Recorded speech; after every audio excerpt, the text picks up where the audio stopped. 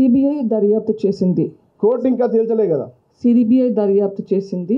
CBI దర్యాప్తు ప్రకారం వీళ్ళు అని అక్యూజ్డ్గా పెట్టింది. ఎన్ని కేసులు ఉన్నాయి మన కోర్ట్ సిస్టమ్స్లో మూలన పడి సంవత్సరాల తరబడి దశాబ్దాలు తరబడి వాళ్ళకి కన్విక్షన్ రాదు. కోర్టులో కేసు న్యాయస్థానం మీద నమ్మకం లేదా మీకు? నేను కంప్లీట్ చేయనివ్వండి. నేను కంప్లీట్ చేశాక నెక్స్ట్ క్వశ్చన్ అడగండి. Court systems take time. కోర్టులలో టైం పడుతుంది. కోర్టులలో కన్విక్షన్ వస్తే మళ్ళీ ఇంకొక కోర్టుకు వెళ్తారు, మళ్ళీ ఇంకో కోర్టుకు వెళ్తారు. పవర్ ఉన్నంత వరకు they have the ability to do that. ఆ పవర్ కనుక కొంచెం తగ్గితే at least that's a level playing ground. Okay, yes. ఎందుకు ఇప్పుడు వస్తున్నాను?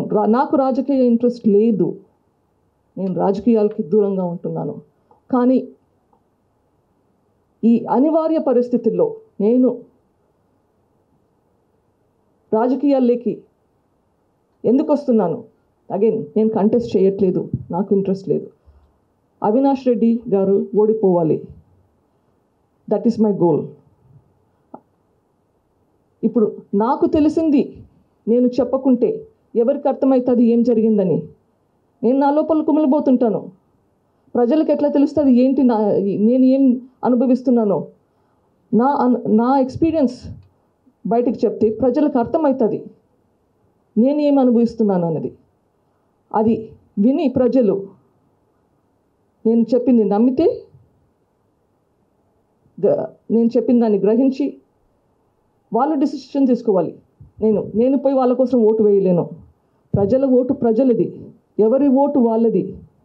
కానీ నిజం తెలపాల్సిన బాధ్యత నాకుంది. ఇంకొకటి, తప్పు జరిగింటే అది తప్పు అని చెప్పకుండా ఉండడం కూడా తప్పే. Then you're endorsing the crime. So నాకు తెలిసిన నిజం నేను నాలోనే పెట్టుకుంటే అది కూడా తప్పు అనిపించింది. మీరు నమ్మితే నమ్మండి, నమ్మకపోతే నమ్మకండి. నేను చెప్పింది నేను చెప్తున్నాను. ఇదే సిబిఐ దస్తగిరి హత్య చేశాడంటూ కూడా అతను నిందితుగా చేర్చింది. అతని బెయిల్ విషయంలో కానీ అతని విషయంలో కానీ మీరు అతనికి సపోర్ట్ చేస్తూ ఉన్నారు. ఎక్కడ కూడా కోర్టులో ఎందుకు మీరు ఎదురు చెప్పలేదు?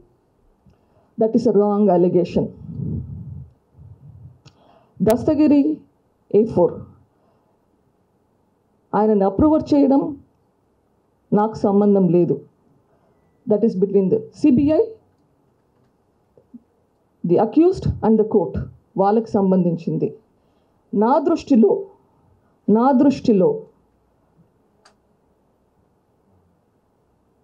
You should not shoot a messenger.